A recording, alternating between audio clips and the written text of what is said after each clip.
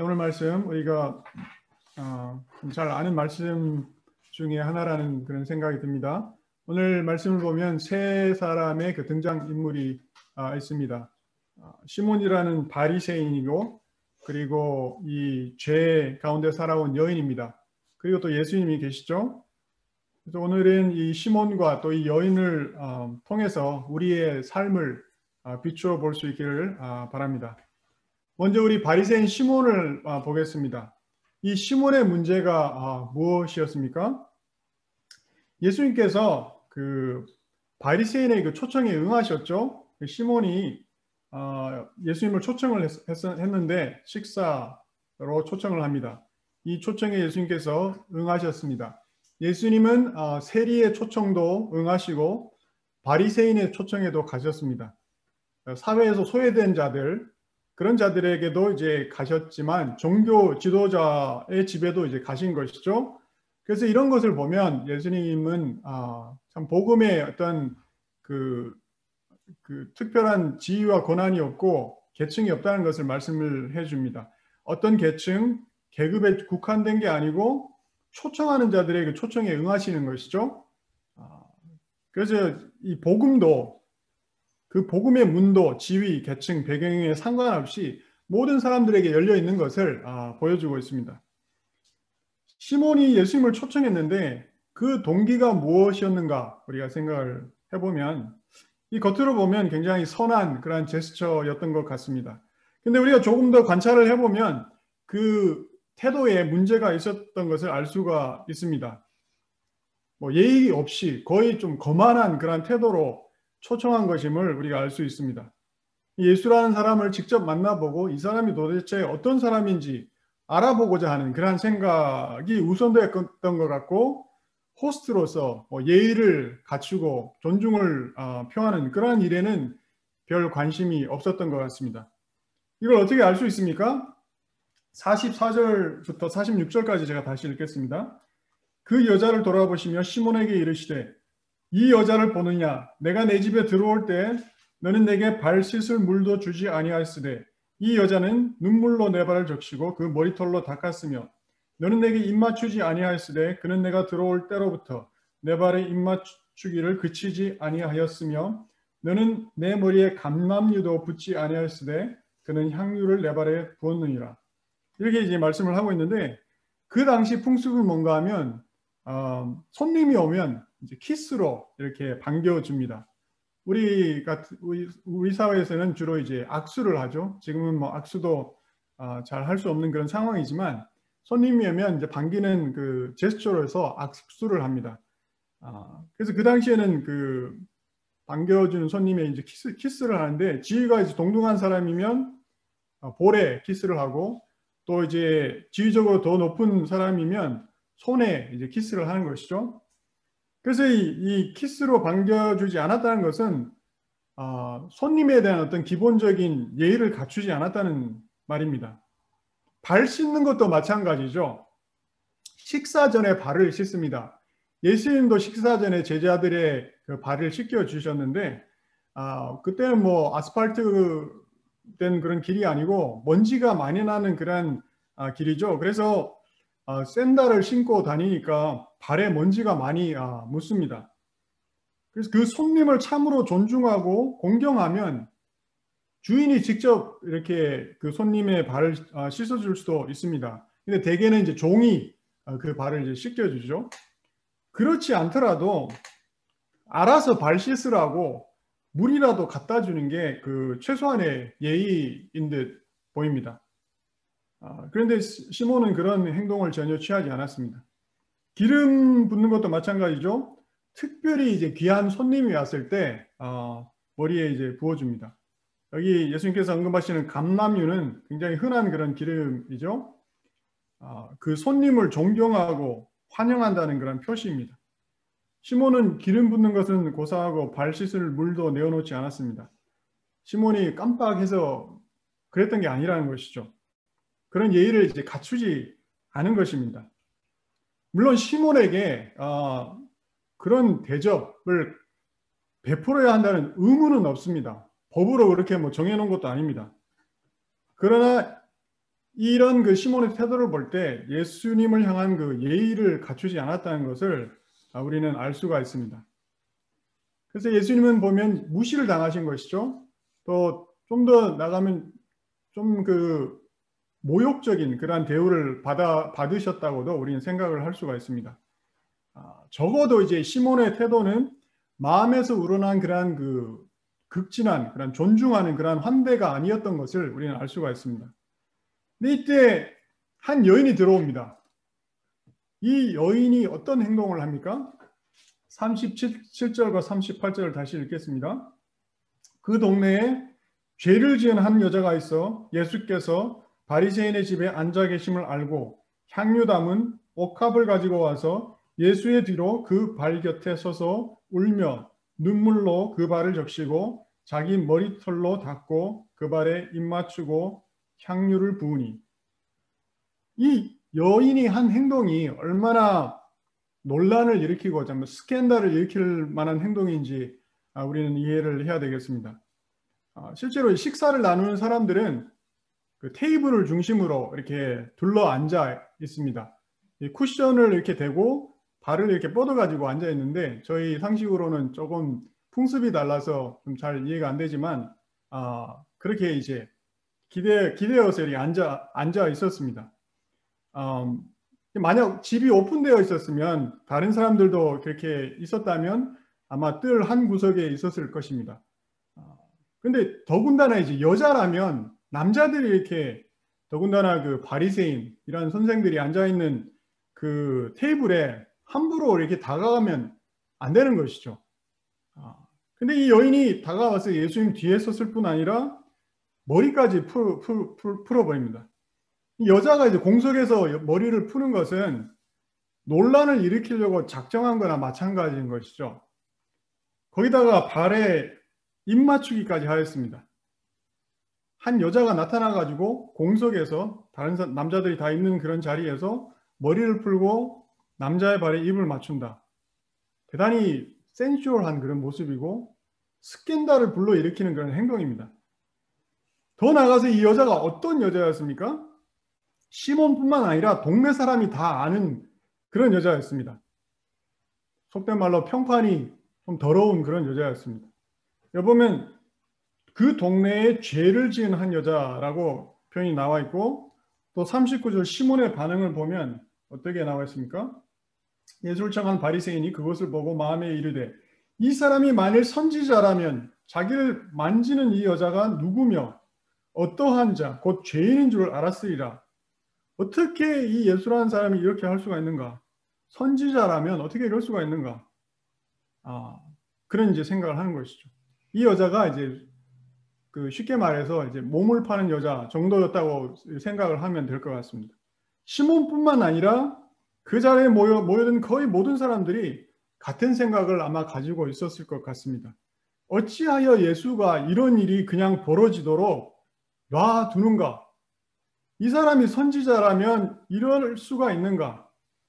사람들이 예수와 이 여인을 바라보면서 그 바라본 시선은 의혹, 그리고 당황함, 비난, 정죄, 이런 시선이었던 것이죠. 그러면 우리 이제 여인의 입장에서 한번 생각해 볼 수 있으면 좋겠습니다. 여러분, 이 여인이 예수님을 어떻게 알게 되었을까요? 성경에 나와 있지 않습니다. 근데 이 여인은 이미 그 받은 체험이 있습니다. 우리가 짐작할 수 있는 것은 아마 이 여인이 예수님의 그 사랑, 용서의 메시지를 들었을 것입니다. 말씀을 들으면서 하나님께서 자기를 아직 사랑하시고 용서하기를 원하신다는 것을 깨달은 것이죠. 예수님의 회복의 메시지를 듣습니다. 이 여인의 삶이 상하고 깨어지고 무너진 삶이었는데 그 삶도 다시 회복될 수 있다는 그러한 소망을 갖게 됩니다. 어둠밖에 없는 것 같았는데 어둠 속에서 빛을 보게 되고, 또 정말 미소를 잃고 살아가던 그 삶 속에 미소가 다시 찾아오기 시작했습니다. 어쩌면 예수님께서 사람들을 바라보고 그 여인을 바라본 눈길 때문인지도 모릅니다. 자기를 그냥 더러운 죄인이 아니라 사랑받는 딸처럼 그렇게 바라보시는 예수님의 눈길인 것이죠. 이렇게 예수님은 자기를 한 번도 바라본 적이 없는 그러한 따뜻하고 사랑스러운 눈으로 맞아 주십니다. 마치 아버지가 딸을 바라보듯 그렇게 미소를 지으며 바라보시는 것이죠.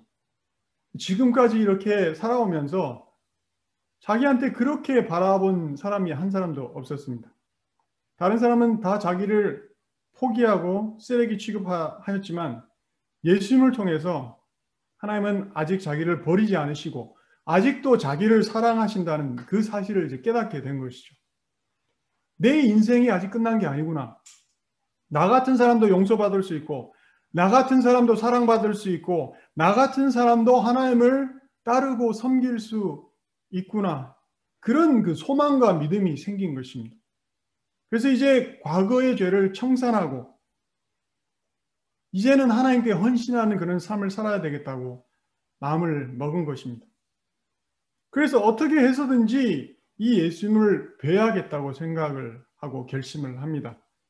예수님께 자신의 감사와 믿음과 결단과 헌신을 드리고자 하였습니다. 그래서 마침 시몬 집에 초청받아 가셨다는 그런 말을 듣게 되죠. 그런데 시몬의 집이 누구 집입니까? 바리새인 집입니다. 될 수 있으면 멀리하고 싶은 그런 집인 것이죠. 가까이 가고 싶지 않은 곳입니다. 그리고 그곳에 있는 사람이 그 사람들이 자기를 바라볼 그 눈초리를 생각하니 두려워집니다. 정죄와 모욕의 눈초리로 자기를 바라볼 그럴 생각만 해도 몸이 떨립니다. 근데 그곳에 예수님이 계신 것이죠. 예수님을 뵈야 합니다. 다른 날 그분을 뵐 수도 있지만 지금 봐야 하는 것이죠. 미루지 말아야 한다. 나의 감사, 나의 믿음, 나의 헌신을 미루지 말아야 한다. 여인이 생각합니다. 나를 용서하시는 분이 거기 계시다. 오늘 바로 지금 그분을 찾아뵈야 한다. 그 소원이 두려움을 무릅쓰게 했습니다. 나를 사랑하시는 분이 거기 계시기 때문에 정죄와 비난의 눈초리를 무릅쓰고 그곳으로 가기로 결심을 하는 것이죠. 그래서 그 집 뜰에 들어서서 예수님께로 다가갑니다. 두려움을 넘어서서 관습의 벽을 넘어서서 예수님께 다가갑니다. 근데 어떤 일이 일어났겠습니까? 갑자기 막 분위기가 막 이상해지는 것이죠. 사람들이 당황하고 막 민망해하는 그게 역력하게 느껴집니다. 초청받지도 않은 그 한 여인, 즉 자기가 이제 나타났기 때문인 것이죠. 예수님 뒤에 섰는데 사람들이 아마 갑자기 하던 대화를 멈추고 자기를 쳐다봤을 것입니다. 그냥 쳐다보는 게 아니고 정죄와 환멸의 싸늘한 그런 눈초리로 이 여인을 쳐다봤겠죠. 그 눈초리가 막 온몸에 느껴집니다. 어떤 생각이 들었겠습니까? 돌아서서 나가고 싶습니다. 오지 말아야 할 자리에 왔다는 그런 생각이 들었을지도 모릅니다. 근데 이 여인이 예수님을 바라봅니다. 내 삶에도 용서라는 단어, 사랑이라는 단어, 소망이라는 단어가 있다는 것을 다시 깨닫게 해주신 그 예수님을 바라보는 것이죠. 그분을 바라보니까 내가 지금 왜 이렇게 서 있는지 알 것 같습니다. 사람들의 눈초리가, 그 차가운 눈초리가 더 이상 두렵지 않습니다. 그리고 예수님을 보니까 막 눈물이 나기 시작합니다. 그리고 그 눈물이 끊이지 않는 것이죠. 하염없이 막 눈물이 흐르기 시작합니다. 이 눈물은 슬퍼 우는 눈물이 아닙니다. 억울해서 흘리는 눈물도 아닙니다. 나를 정말 딸처럼 사랑으로 받아주시는 그분의 사랑 때문인 것이죠. 내 인생이 완전히 망가지고 버려진 게 아니라 내게도 아직 일어설 수 있는 소망이 있음을 알려주신 그분의 은혜 때문인 것이죠. 평생 정죄와 손가락질 속에서 살아오던 나를 한 인격체로 받아주시고 딸처럼 바라보시던 그 눈길 때문인 것이죠. 그래서 이 예수님을 바라보니까 눈물이 멈추지를 않습니다. 감사와 또 감격으로 막 가슴이 터질 것 같습니다. 근데 이 여인이 예수님의 발을 보니까 어떻습니까? 아직 먼지투성이입니다. 물이 없습니다. 그래서 이 여인이 어떻게 합니까? 엎드려서 흐르는 눈물로 예수님의 발을 씻기 시작합니다. 예수님의 발을 이제 닦아드려야 되는데 수건이 없습니다. 그래서 어떻게 합니까? 자기의 머리를 풉니다. 그리고 그 머리카락으로 예수님의 발을 닦아드립니다. 그리고 그 발에 입을 맞춥니다. 사람들이 그때 어떻게 했겠습니까? 경악하는 그런 신음소리가 들렸을 것 같습니다. 당황해하고 민망하는 그런 소리가 들렸을 것 같습니다. 여자가 공석에서 머리를 풀면 안 됩니다. 아무 남자 앞에서나 머리를 풀면 그것 하나만으로 이혼의 사유가 될 정도로 사람들 앞에서 해서는 안 될 행동을 이 여인이 한 것이죠. 근데 이 여인은 어떻게 해서든지 예수님의 발을 닦아드려야 했습니다. 그래서 머리를 풀고 머리카락을 수건 삼아서 젖은 예수님의 발을 닦아드렸습니다. 그리고 그 발에 어떻게 했습니까? 향유를 부었습니다. 그렇게 향유를 부으면서 자신의 삶을 또한 주님께 드렸습니다. 이 여인이 가지고 있던 이 옥합은 크기가 좀 큰 것도 있지만 아마도 여자가 이렇게 목에 걸고 다니던 조그마한 그 향유통이 아니었나 짐작을 합니다. 이 여인에게는 굉장히 중요한 소지품인 것이죠. 비싸기도 할 뿐 아니라 그리고 직업상 필요합니다. 남자들을 대할 때마다 한 방울씩 썼던 그런 향유입니다. 근데 이 향유를 어떻게 했다고요? 그 향유를 부었다고 말을 하고 있습니다. 그냥 다 부어버렸습니다. 한 방울 이렇게 떨어뜨린 게 아니고 그 향유를 다 부어버린 것이죠. 예수님을 위해서 그 옥합통을 다 비워버렸습니다. 왜 그랬겠습니까? 더 이상 이 향유가 필요가 없는 것입니다. 이 행동은 아마 이 여인의 그 청산된 과거의 삶을 상징하고 있는지도 모르겠습니다. 그 향유를 부어버림으로써 나는 이제 죄를 떠나서 주님께 헌신하는 삶을 살겠노라 그렇게 결단하고 있는 것인지도 모르겠습니다. 향유통을 부으면서 여인의 감사와 사랑과 헌신을 또한 드리고 있는 것이죠. 여러분, 이 여인의 행동이 정말 믿음과 용기가 없으면 할 수 없는 일이었습니다. 사랑과 헌신이 없으면 할 수 없는 그런 행동이었습니다. 예수님께서 뭘 보셨습니까? 사람들의 그러한 경악하는 소리를 들으셨습니까? 스캔들이 지금 일어나고 있다고 그렇게 생각하셨습니까? 예수님은 이러한 그 정죄의 눈길, 이 스캔들의 상황을 넘어서서 이 여인의 마음을 보았습니다. 이 여인이 흘리는 그 눈물을 발등으로 느끼면서 이 여인의 마음속에 흐르는 감사와 감격과 헌신의 눈물을 보았습니다. 그리고 예수님께서 말씀하셨습니다. 이 여인이 사랑함이 많도다. 이 여인이 정말 너무나도 사랑하는구나. 그리고 이 여인의 죄를 다시 한번 용서하신다고 말씀을 하셨습니다. 그리고 이 여인이 구원받았다고 말씀을 하셨습니다. 네 믿음이 너를 구원하였다고 예수님께서 선포를 하십니다. 이 여인은 시몬이 하지 않은 그러한 모든 일들을 자신의 삶을 들이며 행하였습니다. 여러분, 이 여인은 시몬처럼 신학을 공부한 적도 없습니다. 모세 오경을 암송한 적도 없습니다. 근데 이 여인은 정말 은혜가 무엇인지 알았고 예수님을 참으로 사랑하였습니다. 이 여인은 하나님에 대해서는 아는 게 별로 없었지만 그러나 이 여인은 정작 하나님을 알았습니다. 자기를 아직도 용서하시고 사랑하시는 하나님을 예수 그리스도를 통해 만난 것이죠. 그 눈물이 바로 그 체험의 증거였습니다. 그래서 그분께 자기의 사랑을 붓고 자기의 헌신을 붓고 자기의 인생을 붓기로 결심하였습니다. 시몬은 하나님에 대해서는 모르는 게 없었지만 정작 하나님 그분을 잘 알지 못했습니다. 바리새인의 아이러니가 바로 이런 것이죠. 이 사람들은 어렸을 때부터 성경을 암송하였습니다. 모세오경, 그 토라를 암기하였고 성경에 대해서는 누가 뭐라고 그러면 서러울 정도로 모르는 게 없는 그러한 박식한 지식을 가지고 있었습니다. 근데 이 성경이 누구를 말하고 있으며 누구를 향하고 있습니까?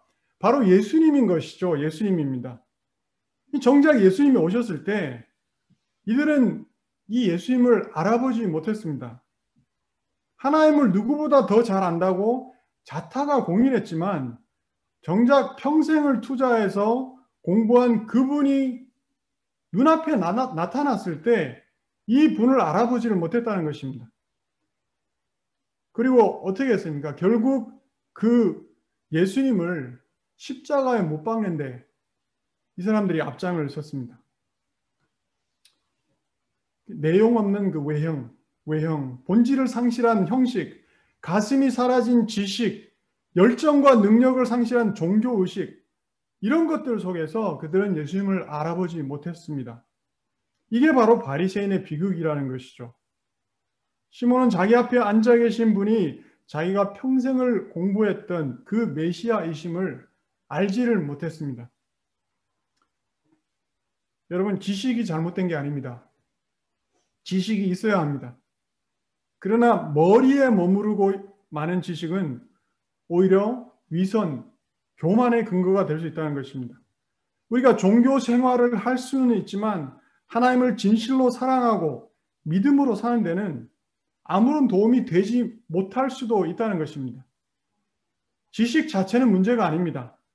지식은 좋은 것이고 필요한 것입니다.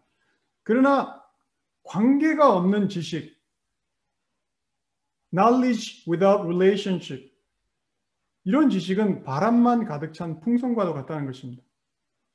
머리는 가득 차 있지만 가슴이 텅 비어 있는 것과도 같다는 것이죠. 이게 바로 시몬의 문제였습니다. 그래서 목사 되려고 신학교 갔다가 오히려 믿음을 잃어버릴 수도 있다는 것입니다. 들은 건 많아서 머리는 커지는데 가슴은 사라지게 되는 그러한 비극이 일어날 수 있다는 것이죠.